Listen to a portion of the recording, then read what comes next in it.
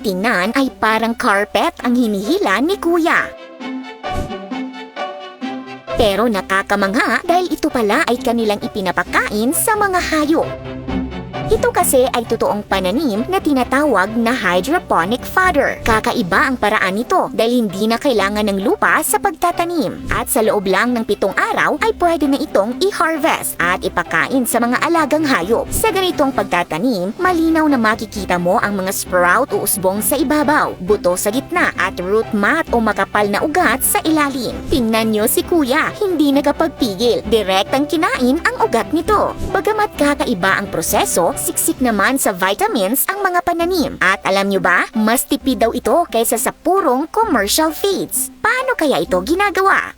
Ang hydroponic fodder ay isang makabagong paraan ng pagpapalago ng pagkain sa hayop. Gumagamit lamang dito ng kaunting tubig at walang lupa, kaya mas efficient ito kumpara sa tradisyonal na pagtatanim. Simple lang ang proseso. Una, ibinababad muna sa tubig ang mga buto gaya ng barley, mais, trigo o oats hanggang magsimula silang tumubo. Sa ilang pag-aaral, pinakapopular na ginagamit ang barley dahil sa mataas na kapasidad nito sa mabilis at maayos na pagtubo at angkop nitong nutritional composition na mahalaga sa kalusugan at paglaki ng mga alagang hayop. Pagkatapos, inilalagay ang mga buto sa mga tray na walang lupa sa loob ng greenhouse. Doon, regular silang ini-sprayan o dinidiligan upang mapabilis ang paglaki. At sa loob lamang ng 7 araw, pwede na itong anihin. Sobrang bilis, diba? Ginagamit ang mga ani bilang masustansyang pandagdag o alternatibong bahagi sa karaniwang feeds tulad ng dairy meal, pig feeds at poultry feed concentrates. Hindi na kailangan ng malawak na lupa at mas kaunti rin ang tubig na ginagamit kumpara sa tradisyonal na pagtatanim ng damo. Ayon sa isang farmer sa Namibia na gumagawa ng ganitong sistema, tinatayang 3